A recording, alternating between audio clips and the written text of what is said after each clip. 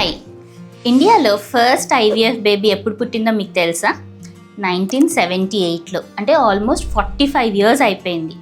అప్పటి నుంచి ఇప్పటిదాకా కొన్ని లక్షల కపుల్స్కి ఐవీఎఫ్ హోప్ అండ్ హ్యాపీనెస్ని ఇచ్చింది. కానీ ఇండియాలో IVF are test tube baby అన్నది ఇంకా ఒక పెద్ద టాబూ టాపిక్.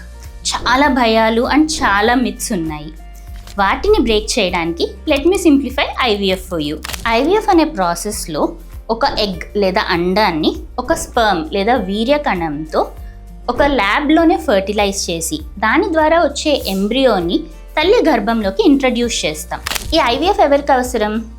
రెండు వైపులా ఫెలోపియన్ ట్యూబ్స్లో ఏదైనా బ్లాక్ ఉన్నా లేదా ఏదో కారణం చేత రిమూవ్ చేసిన, ఓవ్యులేషన్ ఇండక్షన్, ఐయుఐ లాంటి ప్రాసెసెస్ అన్నీ ఫెయిల్ అయ్యాక లాస్ట్ ఆప్షన్గా, లేదా ఫీమేల్స్లో సివియర్గా ఎండోమెట్రియోసిస్, మేల్స్లో సివియర్గా సీమెన్ అబ్నార్మాలిటీస్ ఉన్న కొన్ని రకాల జెనెటిక్ డిజార్డర్స్లో కూడా ఈ ఐవీఎఫ్ ప్రాసెస్ అనేది చేయటం జరుగుతుంది.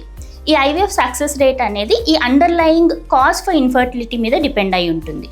రఫ్లీ అబౌట్ 40 to 50% ఉంటుంది. అండ్ మీ ఏజ్ ఒకవేళ 40 ఇయర్స్కి దగ్గరలో ఉంటే సక్సెస్ రేట్ అనేది కొంచెం తక్కువగా 20 to 30% ఉంటుంది.